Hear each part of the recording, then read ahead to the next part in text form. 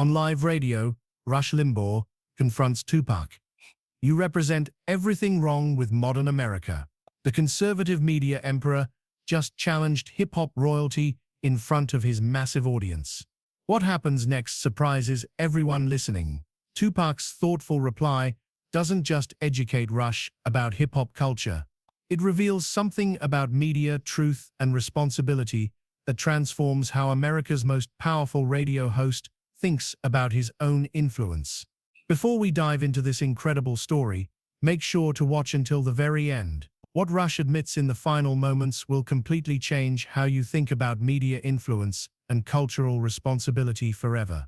Don't forget to subscribe and hit the like button. We share these powerful stories regularly. Now let's see how TUPAC educated conservative America's biggest voice. Don't forget to subscribe and hit the like button. New York City, October 12, 1995. The EIB Network Studios on the 23rd floor of a Manhattan skyscraper, where the most powerful voice in conservative media broadcasts to 22 million listeners daily, where Rush Limbaugh sits behind a golden microphone worth more than most people's cars, commanding an audience larger than most television networks, influencing elections and shaping public opinion with opinions delivered as absolute truth. This is the temple of conservative talk radio, where liberal politicians get destroyed with surgical precision, where cultural movements get dissected and dismissed with intellectual scalpels sharpened by decades of broadcasting experience, where Rush holds court as the undisputed king of AM radio,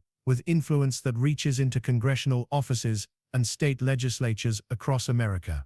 The studio itself reflects Rush's ego and success in equal measure, a shrine to conservative media dominance that cost more to construct than most radio stations spend in entire years. Walls lined with awards and photographs showing him with Republican presidents, senators, and governors who treat his endorsement as political gold worth more than campaign contributions, who appear on his show because Rush's approval can make or break political careers. Equipment that costs more than luxury cars, soundproofing that creates perfect acoustic isolation from the liberal chaos of New York City outside. Lighting that makes Rush look presidential when he broadcasts his television simulcast to audience that hangs on every word like gospel truth delivered from conservative Mount Sinai. This is Rush's kingdom, where he sets the rules and controls the conversation with iron fist wrapped in velvet glove of entertainment, where guests either agree with his worldview or get intellectually destroyed for the entertainment of millions of listeners who tune in daily to hear liberals get demolished with facts and logic that Rush delivers with theatrical precision polished by 3 decades of broadcasting, where cultural criticism becomes performance art and political commentary becomes warfare waged with words instead of weapons, where conservative ideology gets packaged as common sense that any reasonable American should embrace. Today's show was supposed to focus on welfare reform and government spending, standard conservative talking points that energize Rush's base and provide ammunition against democratic policies that Rush presents as evidence of liberal America's moral bankruptcy and intellectual confusion. But something unexpected happened during the commercial break that changed the entire direction of today's broadcast, something that will transform conservative talk radio and force Rush to confront assumptions he's built his career on, assumptions that his audience shares but has never examined closely. TUPAC Shakur, 24 years old, sits across from Rush in the guest chair that's been occupied by conservative senators and Republican governors and right-wing intellectuals who come to validate Rush's worldview for audience consumption, wearing a simple black suit and white shirt that makes him look more like a young businessman than the controversial rapper that conservative media loves to vilify as symbol of everything wrong with modern American culture. No flashy jewelry that conservatives associate with hip-hop excess, no gang colors that suburban audiences fear, no visible tattoos that would confirm stereotypes about urban culture and criminal behavior, nothing that fits the stereotype that Rush has spent years constructing about hip-hop artists and the culture they represent to audience that's never experienced hip-hop culture directly. Just a young black man who agreed to appear on America's most conservative radio show to discuss something that Rush claims expertise on but has never actually experienced, to engage with ideas that Rush analyzes from distance but has never witnessed firsthand, to represent perspectives that Rush's audience fears but doesn't understand. The kind of conversation that Rush usually avoids because it requires listening instead of lecturing, learning instead of teaching, questioning assumptions instead of confirming biases. The contrast couldn't be starker, couldn't be more symbolic of America's cultural divisions in the mid-1990s, when hip-hop culture is rising to mainstream prominence, while conservative America mobilizes to resist changes that threaten traditional hierarchies. Rush, 44 years old, sits behind his desk of conservative power, wearing expensive suit that screams success and authority, surrounded by symbols of political influence and media dominance, comfortable in his element because this studio represents everything he's built through 3 decades of broadcasting. The contrast couldn't be starker. Rush, 44 years old, sits behind his desk of conservative power, wearing expensive suit that screams success and authority, surrounded by symbols of political influence and media dominance, comfortable in his element because this studio represents everything he's built through 3 decades of broadcasting. This is his territory, his audience, his rules, his game played with his equipment on his field with referees he's trained to see things his way. TUPAC represents everything Rush's audience has been taught to fear and reject about modern America. Urban culture that conservatives blame for moral decay, music that challenges authority instead of respecting it, voices from communities that Rush's listeners never visit and rarely think about except when crime statistics make national news. Hip-hop culture that Rush presents as evidence that America is losing its soul to forces that threaten traditional values and American exceptionalism. But something feels different about this confrontation from the moment TUPAC walked into the studio. Usually, Rush's liberal guests come prepared for battle, armed with talking points and statistics and righteous indignation that Rush easily dismantles with superior preparation and home field advantage. They argue from emotion while Rush argues from facts, or at least what he presents as facts to audience that trusts his interpretation of reality more than their own experiences. TUPAC doesn't seem prepared for battle. He seems prepared for conversation, which might be more dangerous than any argument, because conversations require listening, and Rush has spent his career talking rather than hearing, broadcasting rather than receiving, delivering truth rather than discovering it. Rush's entire media empire is built on certainty, on having answers before questions get asked, on knowing what's wrong with America, and exactly who's responsible for those problems. The show returns from commercial break with Rush's signature confidence, his voice carrying authority that comes from addressing millions of people who consider him more credible than mainstream media, more trustworthy than politicians, more insightful than academics who study issues that Rush understands through common sense and conservative principles that don't require advanced degrees to comprehend. His audience expects intellectual dominance, expects liberal guests to get destroyed with superior logic, expects entertainment in the form of ideological combat where conservatives always win because they argue from moral high ground that liberals abandoned when they embraced cultural relativism. Rush begins with his standard approach to controversial guests, introducing TUPAC with barely concealed contempt disguised as professional courtesy, acknowledging his commercial success while questioning his cultural influence, recognizing his talent while dismissing his message. The introduction includes statistics about music sales and concert attendance, numbers that prove TUPAC's reach without validating his content, data that acknowledges his platform while questioning what he does with that platform. But then Rush shifts into attack mode, the verbal aggression that his audience craves and expects, the intellectual warfare that proves conservative superiority over liberal confusion. He doesn't ask questions designed to generate dialogue. He makes statements designed to corner his opponent, to force defensive responses that Rush can dissect and destroy with superior knowledge and better preparation. This is how Rush operates, how he's dominated talk radio for decades, how he's influenced elections and shaped public opinion through tactical use of microphone and audience that sees him as champion of traditional American values.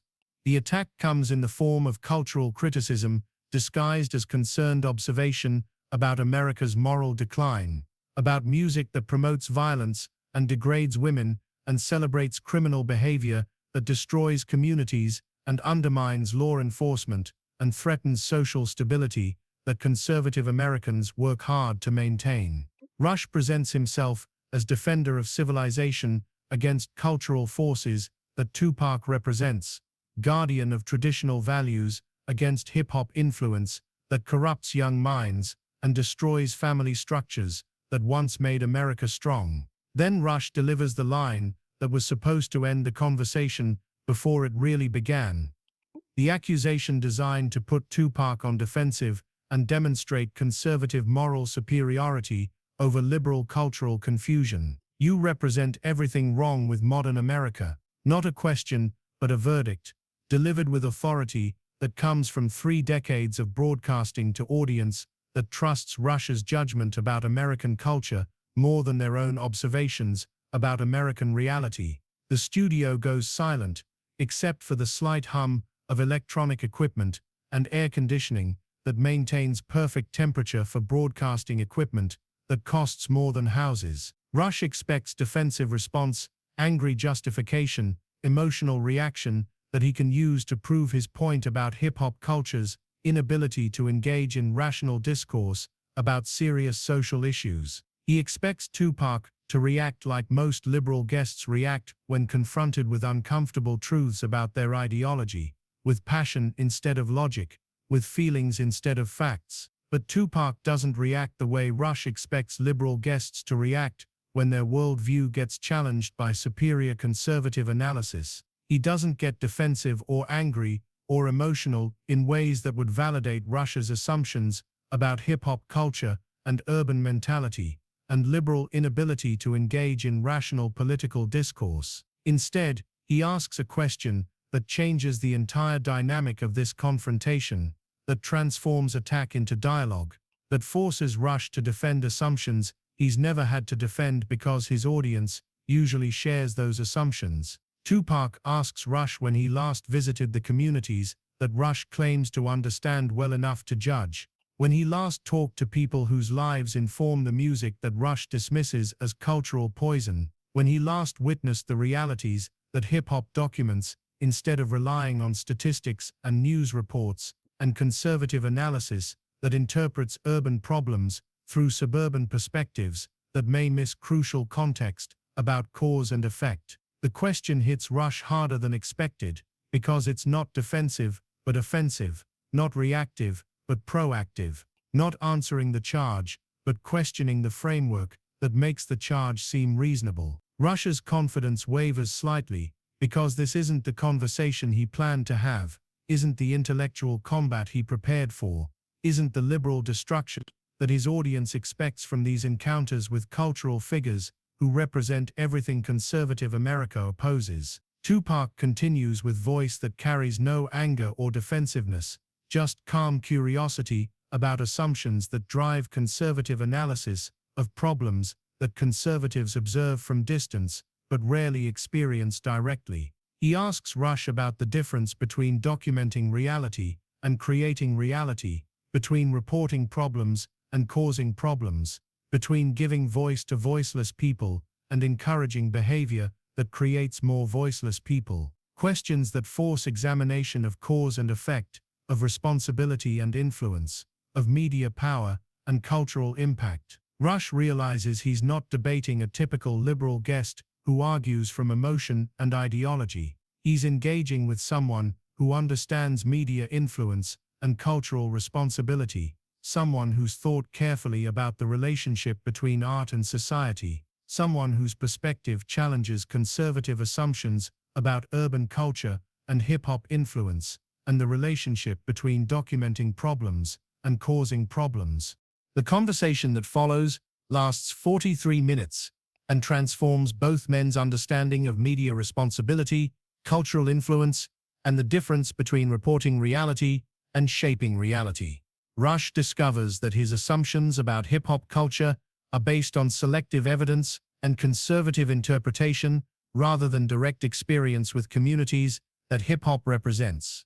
TUPAC learns about conservative perspectives on culture and responsibility, about legitimate concerns regarding media influence and artistic accountability.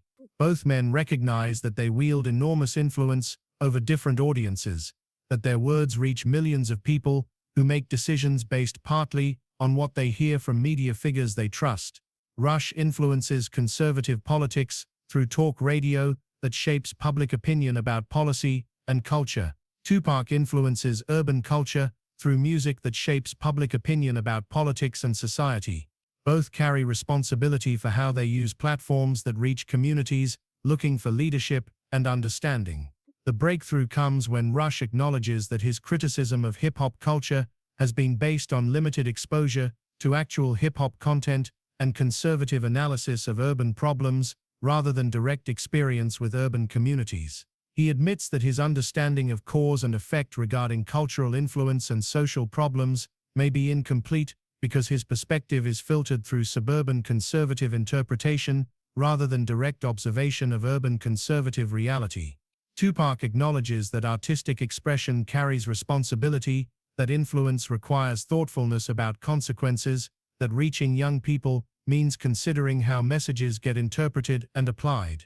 He recognizes legitimate concerns about media influence while maintaining that documenting problems differs from causing problems, that giving voice to struggling communities serves important social function even when that voice makes comfortable people uncomfortable. After the show ends, Rush privately tells TUPAC that the conversation changed his perspective on media responsibility and cultural influence, that he needs to reconsider assumptions about hip-hop culture and urban communities that inform his commentary. He doesn't abandon conservative principles, but he acknowledges that conservative analysis should be based on complete information rather than selective evidence that confirms existing beliefs. 6 months later, Rush's commentary on urban issues becomes more nuanced, less dismissive of hip-hop culture, while maintaining conservative perspective on policy solutions. He never mentions the conversation with TUPAC publicly, but listeners notice subtle changes in how he discusses cultural issues and urban problems. October 12,